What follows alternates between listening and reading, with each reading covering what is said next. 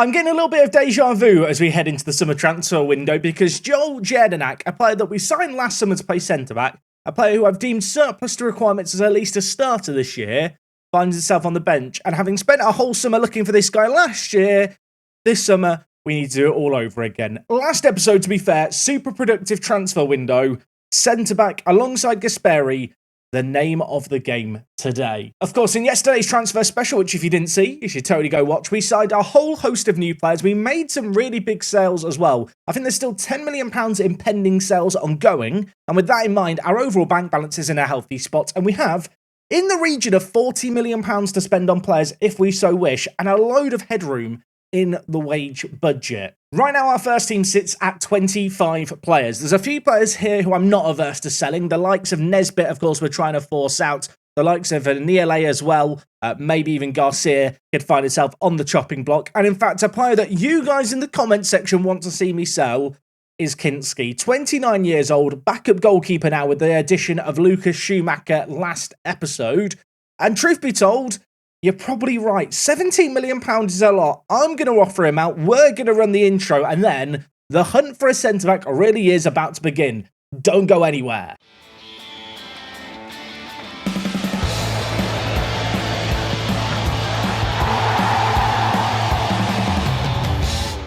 Yes, folks, how is it going? Welcome back to Park to Prem. I hope you guys are excited for this transfer special. Ordinarily, or at least over the last few summer transfer windows, Part 2 of the transfer window has been hectic and panic-full. This one is hopefully not going to be quite as full of panic. If we look at our upcoming games this year, Preseason, of course, is in full swing. Our first game of the season, which will be in next episode, is against Arsenal. That game is a month away, so plenty of time to get the little bits of dealing that we have to get done. But I have to admit, off the back of last episode where it felt oddly productive, things are quite chilled out. I don't think like an hour-long transfer special is going to be needed here. Of course, saying all of that, you've now probably gone down below the video and checked the length of the video. You can probably base on the length of today's video how it's gone. If it's near an hour, I've panicked at some point. Now, as I already mentioned, a centre-back is really the top order of the day. Have we even got centre-back scouted? Okay, we have actually got some centre-back scouted here. There's a guy here, Akera Forms, who I'm just immediately drawn to. Last episode, I just signed all the players my scouts recommended. I want to look at all centre-backs. I'm not as bothered about age. We looked at Ampadu last episode. Sam Bekema, I hope I'm saying that correctly. Dutch viewers, please help me out. This guy was playing for Bologna. He's actually not a bad little centre-back, is he? Is he better than Jedinak? He probably is better than Jedinak. He is 33. But then I did sign Chris Mepham last episode, so maybe I'm over my whole hoarding young players thing. Maybe it's the age of signing experience. I'll ask his agent, how much is he going to want? £58,000 to £71,000. It's a bit much. Valentin Gomez is another older player. He has requested a transfer from Leeds United. I mean, he's not bad, but 41 million. No, thank you. I mean, the obvious player in this list was the man at the top, wasn't it? Akera Forns. This guy has caps for the England national team. 22 years old. Was on loan last year in the Championship. Didn't play well on loan, mind you. He's an interesting player because his physicals are quite good, but I do look at his heading and his jumping reach, and I'm a little bit kind of, and then I look at his inconsistency, and I'm also a little bit, it's official terminology, by the way, not sold on them. But I do look at him at 22 years old, thinking, young English centre-back, this good, available for potentially a reasonable fee. When my scouts looked at it previously, 8 to 10 million, now 6 to 7.6. That's quite cheap, isn't it? Like, even as a squad player, 22-year-old England international, I think I might do it. I hate the fact he's inconsistent and he's not the best player in the air, but what I will say is across our back four, including our wing-backs, we do have a team that is pretty proficient in the air, to the point where, at least from set pieces, it's not as much of a concern. And on top of that, I do also feel like at kind of this elite level in the Premier League, teams don't really hoof the ball as much. Whilst it's good to have defenders who are good in the air, I don't feel like it's as do or die as in the non-leagues. I'm going to offer them £3 million and then £5 million spread out over 3 years. They want 80k per league appearance. Look, let's get rid of that. I'll give you an extra 0.25 million over the course of 3 years. They've accepted that. I hate this notion of just signing the first centre-back that's presented to me, but he just looks really good. I feel like there's a reason my scouts are bigging him up. Just sorting purely by reputation here, there's some other players. I mean, remember Zabarnyi here had some mad potential in Football Manager. He is currently stuck in the Championship with Bournemouth. I mean, he is a very good centre-back at 29, but I just feel like £40 million for our team right now doesn't really represent value for money. I feel like for this year, maybe the next couple of years, I can get by without spending absurd amounts of money on players to get upgrades in. Also, another little bit of news here. Gilliand is going to go on loan to Chester for 6 months. I might be rushing him into first-team football. I'm hoping he will get some regular minutes in League 2. If they fail to play him, I will be a little bit annoyed. Have made it set so that he can play for our reserve club during his loan. So if he gets some League 2 football, great. If he doesn't, he will still get some first-team football with our reserves. Okay, Manchester United accepted our bid for Fawns. He wants to become a regular starter should NDIA leave the club. NDIA is a left-back, not a centre-back, Fawns. So that is it's confusing to say the very least. I'll tell you what, if Gasperi leaves the club, you'll become a regular starter. That seems fair. He does longer term want to be an important player. I can't really promise him that, but he wants to be a squad player, so that's fine. He's asking for £47,000 a week. Our current highest earner is on 37,000. I mean, am I going to use him as a starting centre-back is now my new thinking. When you compare him with Gasperi, he is absolutely mad. I know he's absolutely crud in the air and his mentals could be better, but he's 22 and the boy can defend. I am going to try and drive a hard bargain here. He does want a minimum release clause of 42 million. Make it 51, and I'm happy to deal with that. I'm going to lower his current wage kind of total. My thinking here is that if he asks for a small wage rise, maybe I can get rid of the release clause if we have a good, first 6 months of the season with him here. On the flip side, for the price we're signing him for, which is less than £10 million, if I sell him on for 51 million, it's going to be hard to be annoyed. I do hate just release clauses. I hate this idea you can't plan any kind of certainty around your team. I also hate when players don't want to negotiate. I'm going to offer you a big signing on bonus. What else can I really offer him here? I'll offer him an increased unused sub fee because I think he is going to be starting. Hopefully he agrees to this. He doesn't. That's awkward. I mean, on the one hand, maybe I should have just offered him a bit more money, and maybe I'll be able to sign him in a few weeks' time. I just feel like for a player who wanted to be a squad player, wanted a release clause, I don't know if I feel comfortable making them the highest earner, but maybe I should have done it. I guess I'll go back to the drawing board when it comes to looking for centre-backs. What I will say is there is not really a shortage of options out here. It feels like there's an abundance of centre-backs in this world. Okay, I've been looking for more centre-back options here. Adam Bradley of Liverpool looks like he could be another pretty exciting option. He's transfer listed for £13 million. Now, I know when you look at his attributes, there's nothing above a 15, so there's a distinct lack of yellow in the attributes areas, but for £13 million, he's actually a really well-rounded centre-back. When you compare him with Fawns, I mean, Fawns, yeah, is definitely a better option, but Bradley here, definitely serviceable as an option.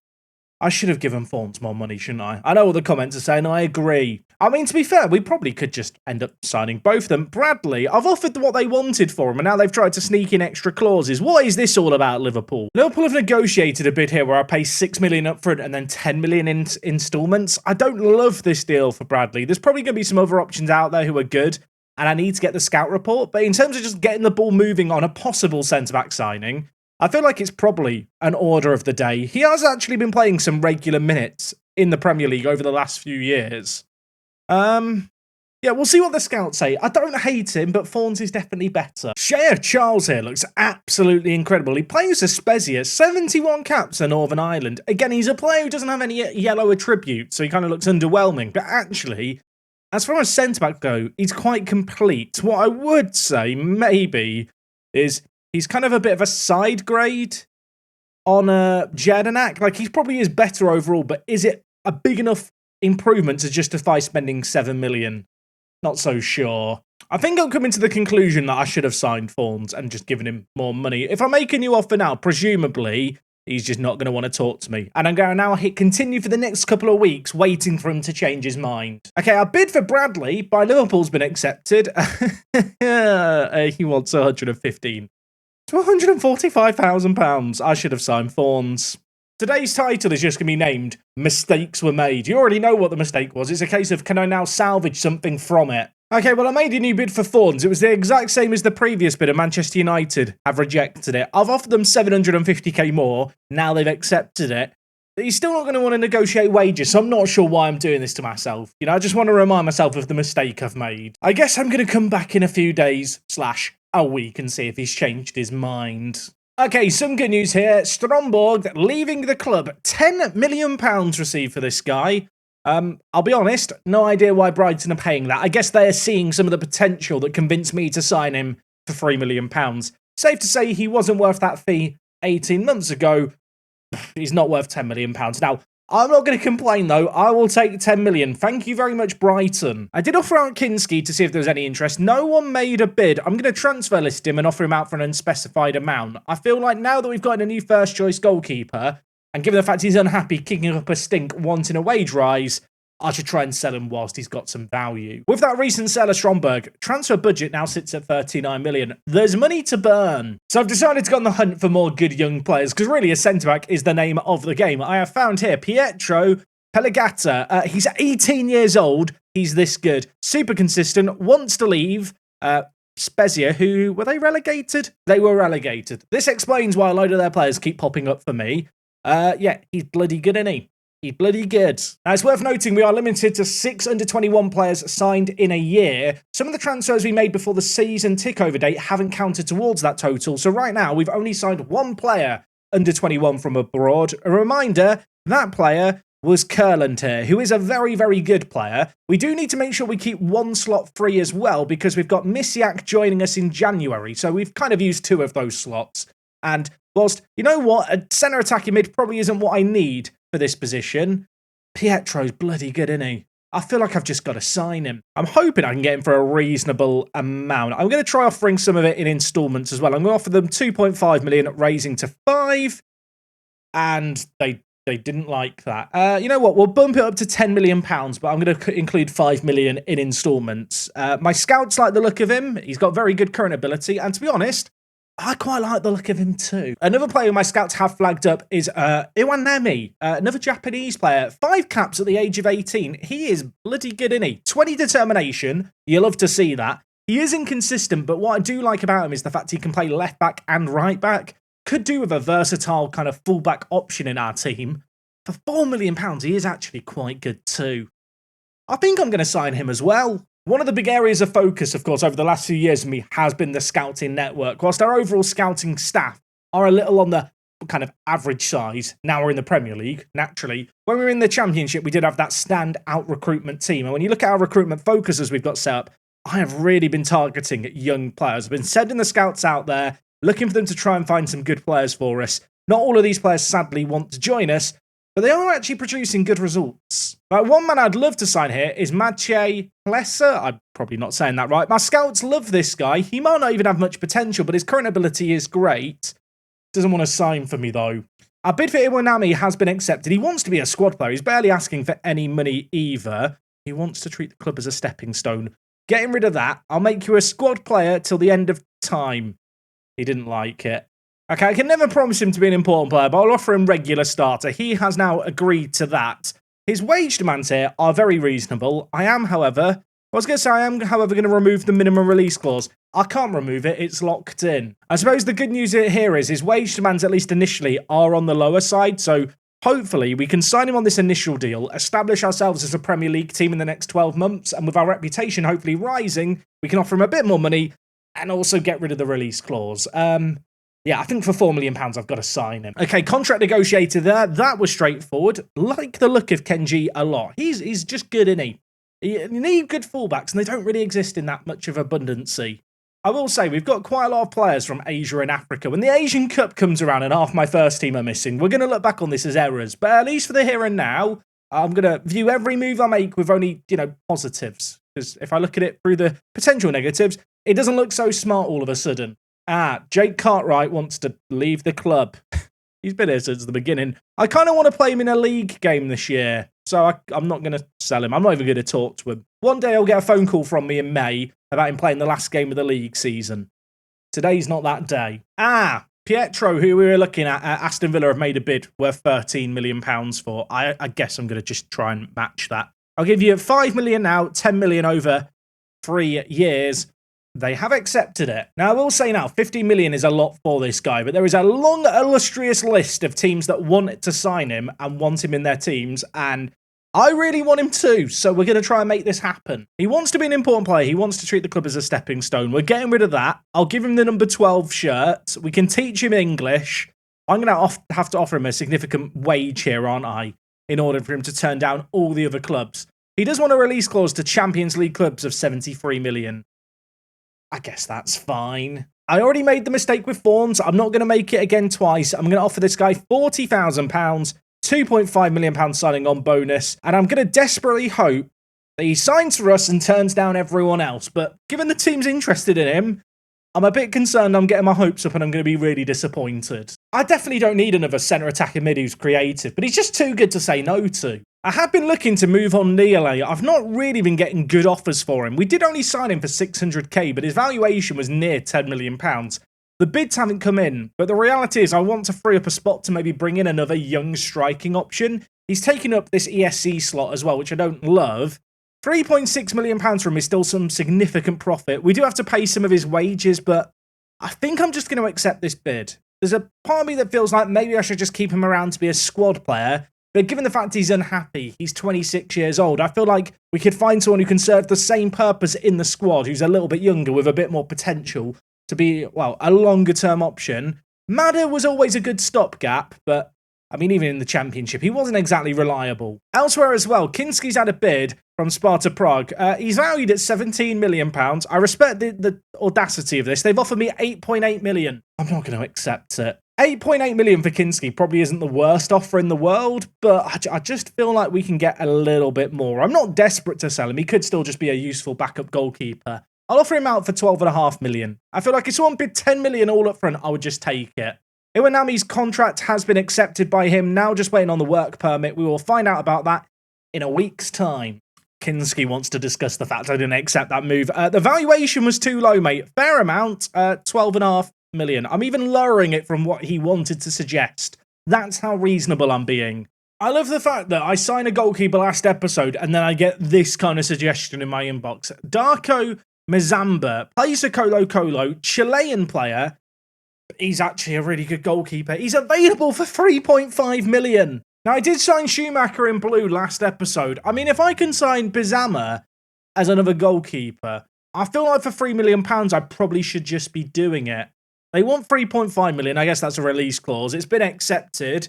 What kind of wages is he now going to want? That is the real question. He wants to be a star player. He wants to treat the club as a stepping stone. Minimum release clause is 73 million. I mean, I hate release clauses, but when they're as high as that, I mean, it's hard to be upset.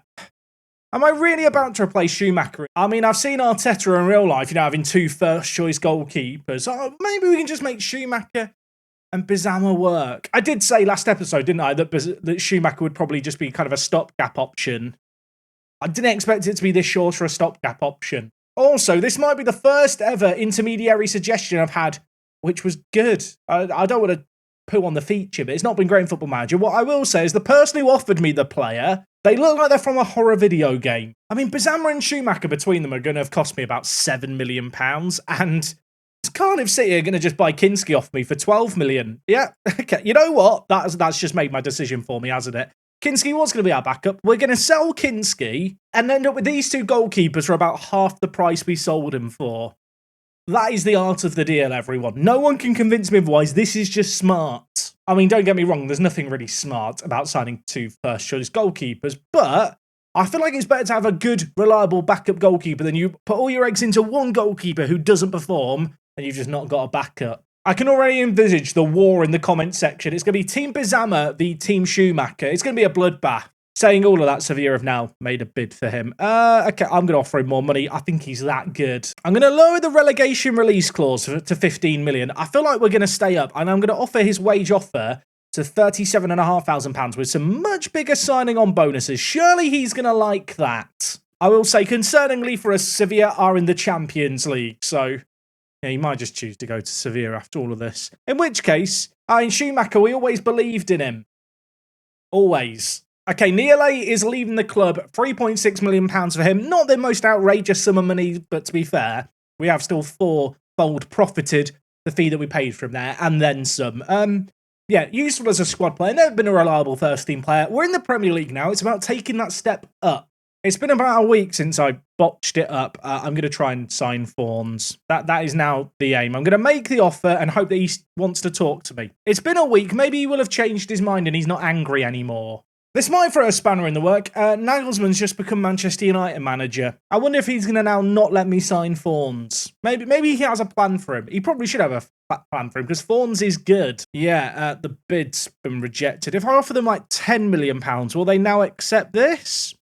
Okay, they'll accept that. I feel like every time I go in and chat to him, I have to give them an extra 500k just to make Manchester United happy. Sadly for us, he still doesn't want to talk to us yet. Maybe we'll get the inbox item in a few days where it tells us that he's changed his mind and he wants to start talks. I feel like even for like £20 million, he'd probably be quite a good buy. England want the space. England want the space. I've been offered the job as England manager, everyone. It's Park to Prem, but now I'm a national team manager. I'm not going to take this offer. As much as I'm flattered by the interest, I feel like we've got a pretty busy season ahead of us. And I'll be frank with you, national team management in Football Manager is pretty bloody boring to play and probably more boring to watch. Thank you, but no thank you. Yeah, I got offered the chance to succeed Robert De Zerbi. Not for me. And if you were wondering what happened to the England sack De Zerbi, they lost in the second round of the UEFA European Football Championships, which France ultimately won. I'm going to guess Mbappe is just carrying them. It's Kylian Mbappe, isn't it? He's quite good. Also, they got Vieira as manager. I love that. I know I came into this episode saying we need a centre-back. Still not really signing a centre-back. I'm still just holding out for Fawns, and that could be an error. So I'm waiting on a work permit reapplication for Kenji Iwanami. Didn't get it on first time of asking. I was hoping with his international caps it wouldn't be so problematic, but he should still get a work permit. Elsewhere, Curlin's got injured. Thankfully, it's not for too long. And another bit of news here. Almsbakken. Remember this guy? Norwegian youngster. Bit of a punt. We signed him last year. He has gone on loan to League One Preston North End for the year. I feel like this guy's far too good for League One and he's just going to have a really good fun loan spell. If he plays badly, I'm going to be disappointed. I'm not sure he's ever going to be good enough for our first team, but my hope here is that he puts in a really good performance, ups his value, and then we can sell him on for a loan next summer. This is a rather funny inbox item. Matchday and ticket revenue in the Premier League. You might be wondering, Jack, where are we? Where are we? I mean, Luton, you know, they're kind of known as being a bit of a minnow in the Premier League this year in real life. We earn less than half what they earn in matchday revenue. Yeah, that's the thing. Okay, this is some exciting news. Pietro is signing for us. £15 million for this guy. It's only $5 million this year. 18 years old. There were some absolutely insane teams wanting this guy. Really, really talented centre attacking mid.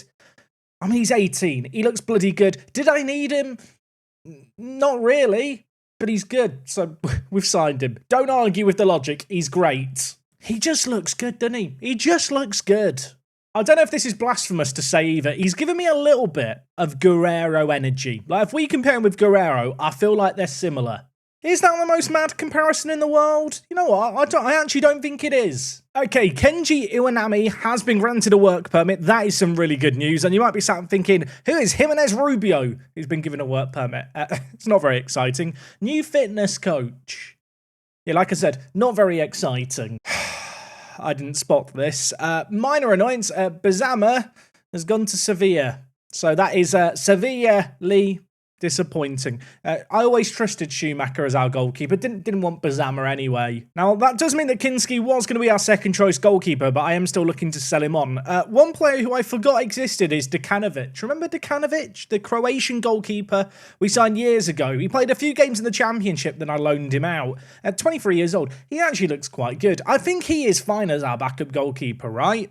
Like, I know he's not quick, but he can stop shots, and I feel like that's what you need in a goalkeeper. I feel like when you compare him against Garcia, who last year was our third choice goalkeeper, Djukanovic should probably be a bit annoyed he was out on loan, because he is way better than Garcia. I'll tell you what would make this really good now, if Kinski turns down Cardiff. That really would be a spanner in the works. Let's look at some more positive news. Our bid for Fawns has been accepted. Ignore the fact it's now £11 million. Yes, I had to offer Manchester United more, but he does actually want to talk to me now. I'm not messing it up this time. I'm going to offer him the exact same agreement I think we offered him last time. He wants £47,000. He still wants this annoying minimum release clause that I am just going to up and the yearly wage rise. But you know what? If I have to give him like 45,000, to sign him, I will give him 45,000 because I think he's bloody good even if he's inconsistent. I hate the fact I'm here negotiating a contract. We've been here before. Okay, this time I've not ballsed it up. Let's hope that Sunderland, who I think are the only other team interested in him, don't come in for him, because that would be very annoying. I do feel like even at £11 million, he's a bloody good signing. Like, he's a good centre-back, in my opinion, I think. I know in this comparison list, he's further down this list. This is why star ratings are absolutely pointless. Are you really telling me that Jedinak is better? If you think that Jedinak is better, you are off your rocker. Forms is bloody brilliant. I always wanted him. I hope he doesn't turn us down now. Do you ever have those players that you forget exist? Yeah, Kayode is one of those players. I've been trying to get rid of him. I demoted him to the under-21s. We've had some bids for him. They're not really as much as I was hoping for, but ultimately, I think I've probably just got to take them. I'll ask Ipswich for 50% of profit, being a bit cheeky, and $500,000 up front. Ultimately, we're going to make a loss off him, which is a bit annoying, but the money isn't exactly the be-all or end-all. And in fact, I say we're going to make a loss. We're going to get our money back, which for a player who made 8 appearances in the Championship doesn't seem that bad. Kind of brought him in case of emergency. If there was an injury crisis, he could play centre-back. We've been pretty lucky with injuries in the defence over the last few years, so he's never really had a time to shine. And he never will. And in some other news here, Kinski set to join Cardiff City. £12 million for Kinski, I think, is an outrageous bit of business. Of course, we've already replaced him with Schumacher as our first choice goalkeeper for at least the coming year. And I'd like to remind you at this point, we signed Kinski for £27,000 18 months ago. So to whatever fold your money that is, I mean, someone do the maths, 12.5 million divided by 27,000. Don't blame me for the fact I can't do that sum in my head. All I know is that's a whole lot of profit. And with that move done, it's a big moment. Tukanovic, you're back in the first team, my friend. Welcome to the bench. When you're actually compared to Tukanovic and Kinski, I'm not going to say it too loudly because I don't know how much I truly believe it. There's not a world of difference. I actually think it's fine. Some people really care about squad numbers. I am not one of those people, but I did promise Pietro, didn't I, that he'd get number 12. He will be given the number 12 shirt. Might not come as much of a surprise. We don't have any players in the odds for the top player in the Premier League, and Erling Haaland is top of the list. Erling Haaland, age 32, is still this good. The second best player is Roberto Estrada, a Mexican regen who's 21 and plays for Liverpool.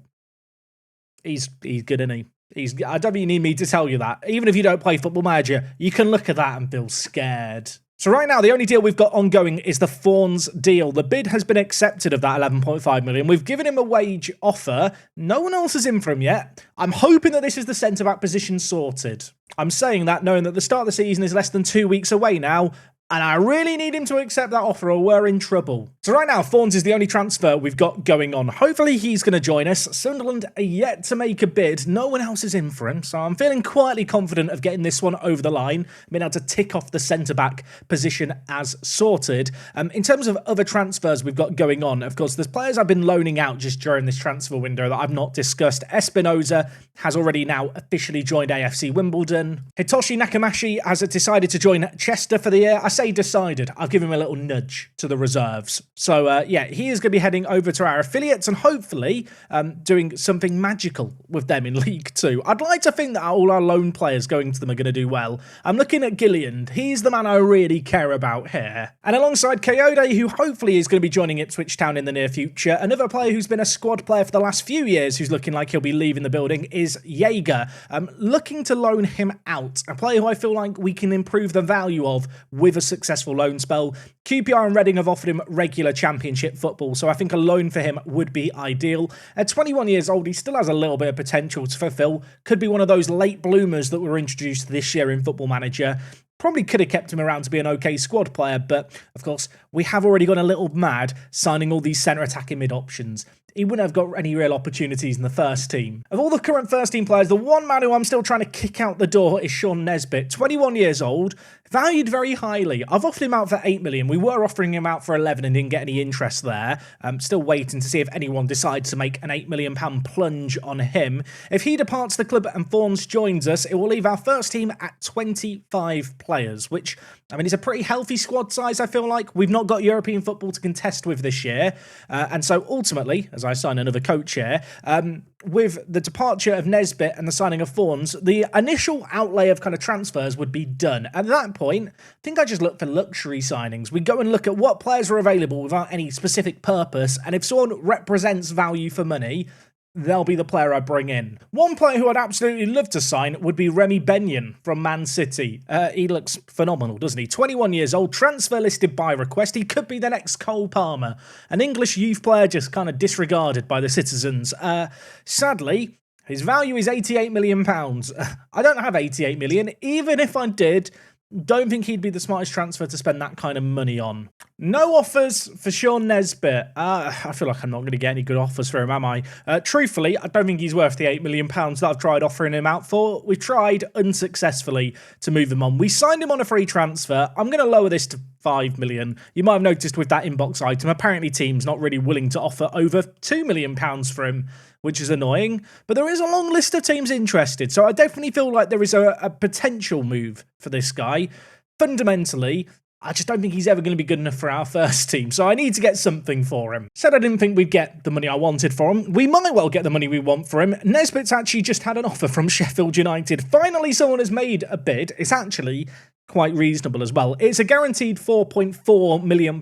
If he plays 50 league games for them, we get an extra million. I think I've just got to accept that. The guaranteed 4.4 million is pretty generous. I am right in thinking he's really not very good, aren't I? I feel like his physicals are great, but they do a lot of the heavy lifting. He's lacking in a lot of areas. I'm sorry, Sean, it's time to go.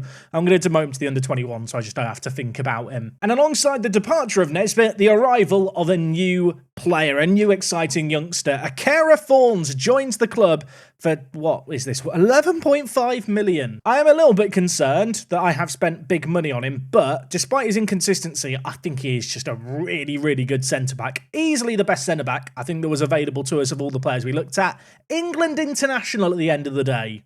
He's never really been given a chance in the Manchester United lineup. He is going to get a baptism of fire playing in the Premier League for us. I've got to hope that he really can step up. I don't know if this is a thing that I do exclusively because I'm a YouTuber and so I have a slightly different way of playing the game. Does anyone else just like to go to their tactics screen after a big transfer when you feel like you're happy with everything you've done and just kind of admire your empire? That's kind of how I feel right now. I'm just staring at the team thinking, Premier League ready. I think I'm ready. I'm prepared. Jaeger set to go on loan to QPR. We'll keep an eye on his development. I don't think he's ever going to be good enough for us, but regular championship football should help with his reputation and just his overall development, I'd like to think. He is still contracted for another 4 years, so who knows? Maybe he will be a squad player eventually, but I'm going to say who knows. I'm trying to make it sound like there's a chance. Let's be real here. We have players like Pietro, who we've just signed, who's 18, who is significantly better than Jaeger and 3 years younger. Jaeger doesn't have a future here. And we are right now, by the way, playing our final pre-season game of the year. It's against Rugby Borough, our local rivals. I was going to say once upon a time. Never really during the duration of this save game, but they are the other team based in Rugby. And with this game being played, that will conclude pre-season in terms of matches. First game of the year, Arsenal away from home. It's a week away. I am looking at more young players that we could just sign. I feel like I'm almost looking at young players for the sake of it. I feel like now the transfer business in terms of first team stuff is done. Maybe I'd be wise just to hold on to my youth signings that I can make and any players until January. If our reputation advances over the course of the first 6 months of the year, there might be a bit of pulling power here at the club. I say all of that, then I look at players sorted by world reputation, and Jefferson Monscara here pops up. 19 years old, Ecuadorian, available for 2.5 million. I just kind of want to sell him with the possibility of moving him on for some money down the line. He's 19 years old. We've signed 3 under-21 players. We've got one more joining us, of course, in January, so there's 2 slots available. I'll make a £2.5 million bid. If he wants to be a star player, though, he can do one. At best, he will probably be the emergency backup, probably chilling in our reserves, being realistic. Also, there's this Syrian international here. He looks kind of interesting, but he's an attacking mid. We don't need attacking mids. I've looked at him and I've seen, oh, Syrian. That's exciting. Let's not do it. Let's be sensible, or try to be. Mosquera wants to be a squad player. His current club actually want to loan him back for the duration of the current year. I don't really want to loan him back to them. I'll negotiate the contract first and see what he's saying. He wants to be a squad player. Realistically, he's going to be a fringe player at best. I'll make him impact sub. That's probably Jess. I can't see him getting on the bench. Okay, right. These demands are, I don't want to say they're outrageous. They're a little on the high side, but the kind of weird, messed up part of me thinks, well, if he's got the audacity to ask for £20,000 a week, he must be good. You know, why would you ask for money if you're not a good footballer? I think the other critical thing to remember is it's £2.5 million. It's not a huge sum of money for a club in our current predicament now. He's a great investment longer term. And fundamentally, even if he never breaks into the first team, even if he kicks up a stink about a lack of first team football after, say, 2 months, there's a pretty humongous chance. I mean, there's almost a guaranteed chance we will sell him on for more than the money we've paid for him. I think another incredible thing to consider this transfer window is we've sold a lot of players, we've loaned out a lot of players as well, but fundamentally, we've made £10 million worth of profit as a newly promoted team. And I genuinely think the team's got better and I've addressed all the problem areas. I suppose one thing I've not yet discussed is my aims for the year. The board expectation is to avoid relegation. I genuinely think we have the quality and firepower to get a really good mid-table finish. Coyote's leaving the club here. I certainly don't anticipate being in a relegation scrap. This could come back to haunt me, but if I wanted to give you a really outrageous prediction, based on how well we did in the FA Cup last year, I'd like to think that we can maybe qualify for Europe via a cup competition, or at least push for a top half finish. You know, maybe if we could be fighting it out for 8th place in a dream world, that would be ideal. Very often in these kind of save games, I play down our odds in the first year, but genuinely, I think this is one of the best teams I've ever had going into a first Premier League season of a Park to Prem save game. And I've done a fair few of these at this point. We do also need to pick a new vice-captain, and Goalkeeper is currently captain. I'm probably going to keep him there. Who am I going to make vice, though? Really, it needs to be someone who's going to be playing a lot, someone who I trust, or I could just go with Chris Mepham for a year. I'm gonna go with Chris Mepham for a year. Previously, by the way, our defensive midfielder, Stuart Masters, was vice-captain. To be fair, he actually had some good leadership. You could argue there's a leadership void in the team, but having played Football Manager a lot, I actually don't feel like leadership is like the be-all or end-all. I don't know if that's a controversial statement. I feel like experience is a tad overrated in terms of how necessary it is. I feel like in the last couple of minutes of this video, I've really said some stuff that could come back to bite me, depending on how this year goes. You know, we're going for top half. European football is the dream. We're not going to be in a relegation scrap. Experience isn't important. Really, I'm setting myself up for massive failure. Sean Nesbitt officially leaving the club. Another £4 million received for a player who was, well, I was going to say a squad player. That's probably a tad generous, given the fact he's not played for us for the last 2 years. He's just been playing for Ross County. But yeah, really, really good fee received for him. Didn't really expect to get as much as we have there. This was the inbox time I was waiting for. I must admit, now I'm just seeing it in front of me. Probably wasn't worth dragging out the end of the episode for, but Jefferson Mascara, pending a work permit, will be joining us as a backup right-back option. This guy looks really, really bloody good. For £2.5 million, I don't think you can go wrong. So with that transfer there, I feel that concludes the transfer window, at least for the transfer specials. Like I said, if an amazing player becomes available, we have the capabilities of going in for them. But ultimately, when I look at this team and I look at our starting 11 for the first game of the year, I feel prepared for the Premier League. Maybe not prepared for away against Arsenal, but I think we're going to be okay this year. Anyway, folks, I think that just about concludes things today. Thank you so much for watching the video. If you've got until the end, go down below, helping the algorithm by leaving a like. I know it's a bit of an overstated cliche. As you may have seen on yesterday's video where I asked you to leave a comment about your favourite film, those kind of comments do actually help the video just get pushed that little bit further. The views are always higher on transfer specials, even more so if you interact with them. So I'm not going to beg, but please, please, please go down below the video, leave a like. I won't beg, but please. Anyway, now that I'm done pleading my case with you, I'll let you get on with your day. Tomorrow, Arsenal. I'll see you guys for it. Same time and place as always, midday UK time. It's me, Jack. And until then, take things easy. I'll talk to you guys in a bit. I'm out.